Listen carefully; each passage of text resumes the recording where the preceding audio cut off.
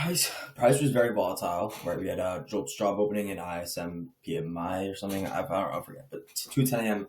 red folder news. Okay, so I had to wait for that. I mean, I was open to taking something before news if it was long enough before. If it was like 5 to 10 minutes before the news, I would probably I'd wait for the news. But if it was 30 minutes before, I'm fine with taking a trade. So I think I'm just gonna do. Actually, I don't need to replay. Okay, so coming into the day on the hourly time frame, NQ takes out this 4 hour high pre-market, and I do take trades off of pre-market liquidity sweeps. It's the exact same as a market liquidity sweep or whatever you'd call that. Um, Usually, what tends to happen is like market open will just push us towards the draw on liquidity anyway. So really, it's perfectly fine for me to take trades off of a pre-market liquidity sweep. So anyway, I saw that. I was on the charts. I think, yeah, I was on the charts when price did sweep this liquidity. Okay, I saw NQ did that. I saw ES push past it, right? Because ES, this is the high for ES. ES pushed past it.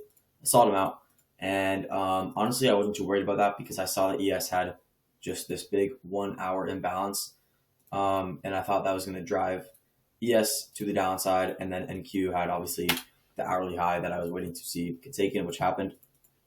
So we took the hourly high. Immediately I scaled down to the 5 minute time frame, looking for shorts. I see we get that 5 minute displacement, and then we get a 5 minute retracement.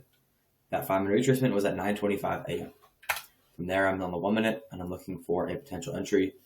But you can see, right, we retraced. Okay, we retraced into this imbalance, but this reaction that we got right here wasn't enough for me. I wanted to wait for more confluence, more bearish structure. So I did avoid a loss, right? By me waiting for that, I avoid getting stopped out, and overall beneficial to me. But my bias is correct. Right? Let me just honestly get what ES was doing at this time. Was it up here? So ES was like right here when NQ is like, we're on those imbalances. ES is right here. And then NQ, right, we saw that it gave a bigger push up. Oh my gosh. See, we got like a little bit of a bigger 5 minute retracement here. And then I wanted to see some more bearish structure, which we got, right? We broke 5 minute structure right here. I was like, perfect. I'm going to look for an imbalance to be filled. And what happens, right? We never retrace into an imbalance. We completely shit the bed. And we actually take out, I think, we take out an hourly sell side, right? Let me just check. When we shit the bed here, I think it was this candle. Like, I wanted to find an entry within this displacement, but we swept these lows, which I'm pretty sure are hourly lows. Yep. Well, right, these are the hourly lows right here that you would consider right here. So you can see, right, I'm looking for an entry in this displacement. I'm like, okay, if you give me an entry, I'm taking a short. Like, this is very clear. And we just shit the bed, no entries. From there, I was looking at ES, right? I realized that ES was actually setting up at this time for a potential trade to the downside. I can get rid of this. For a potential trade to the downside. But what I noticed is that we had a huge bullish SMT here. Because by the time that NQ swept the hourly low, or it might have been a 4 hour low, it was 9:40. And then the time that ES was setting up to the downside was at 9:40. So, right, obviously, I saw TJR took a trade right here off of like this 1 minute balance getting filled. And, I usually do not care what other people do, but in this case, he's like my mentor, really, and I don't glaze or anything, but like he is the person who taught me how to trade. So seeing him take this trade confused me a little bit. I can't lie because kind of a little bit of a gamble here. I don't know if he saw this or not, but to me, since NQ took out the hourly sell side, NQ now has conviction to the upside, right? Because I was even looking to take a trade along on NQ while ES was setting up to the downside, but ES, that wouldn't make sense, right? If you guys understand, big bullish SMT on the hourly time frame is not going to give any confluence to the downside, but I was wrong. This is not like this is not part of my model here, so obviously I wouldn't take anything like this. But anyways, right, so NQ comes down, takes out London lows. Oh my God, bro, it makes me do this shit every single time, bro. Okay. We take out London lows, right? This is London lows, 5 a.m. Then we completely shoot the bed, push past previous day lows, and like here, you could tell we weren't really getting any reactions off of this. Same thing here. And then I think we actually did get some, or no, nothing. So yeah, we didn't really get anything. We got, ES gave a 5-minute candle above and broke 5-minute structure, and then gave a 5-minute retracement. But then after that 5-minute retracement, like this, oh no, that wasn't it. It was, wait.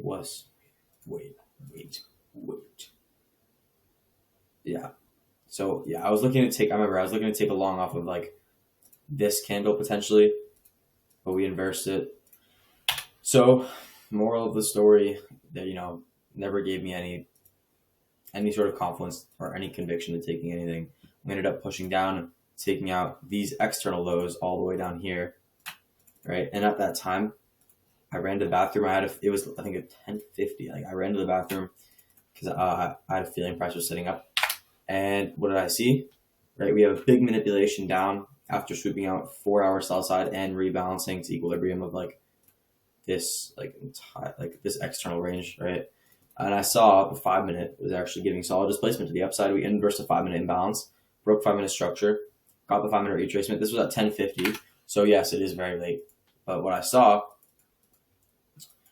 okay, I think it was ES was more bullish. So ES is more bullish. I just saw how we already have the 5-minute confluences here, and I saw that we actually have this 1-minute imbalance, and I have to hold myself accountable here. I wanted to take this trade. I felt like I should have taken this trade. This candle stops here, probably like take profit here. I had an urge to take this in a way, but I caught myself. It's 11:06. I have to hop off the charts at 11 a.m. no matter what. Even if the setup is A++, I usually will extend it. If price is giving an A+ setup at like 11:02 or 3 or whatever, I'm gonna take the trade probably. If it's that good and price is moving well, volume is normal and everything. But in this case, right, I wasn't confident. It was 6 minutes past, and price was starting to die down. I'm glad I didn't take the trade because it would not have played out. But yeah, no trades. I mean, it's difficult, but you have to just stay disciplined. You have to continue to follow what you know. Don't try to now switch up what your model or whatever. If you're like me and you haven't seen your model really set up too much in the past 3-4 weeks, don't let it get to you. This is just gonna happen, right? Like these months are bound to happen. You're gonna have these little spans where your model doesn't set up, or you're losing, or it's not working out for you, and then there's gonna be those months that will kind of put you in the green for the year, and that's what matters. Like over the longer time frame, in the next year, you're probably going to end green if you've back tested and forward tested and everything. Like for me, I have a 60% win rate on my back testing, with a 1.8 RR, and that was, I think I back tested 200 trades. So yeah, it's pretty valid. And recently, in the past 3 weeks, I have been, I think it's a little bit in the red. I'm I don't know, minus 200, 300, but that doesn't matter. But yeah, I'm not really progressing that much with my P&L. But what I've noticed is that my mind is really progressing, which to me is actually better. I feel like I've actually become more calm, and I'm learning so much about myself. So yeah, I'm definitely improving mentally. So it's not the worst that my P&L isn't the best, right? But yeah, that was a full market recap. I have a free trading Discord. I want to build a community of like-minded traders. You understand the deal. Obviously, I'm not charging anyone for anything. So if you guys want to check it out, I'm going to try to link it in the description of this video. But other than that, I appreciate you guys. I'll see you guys in the next one.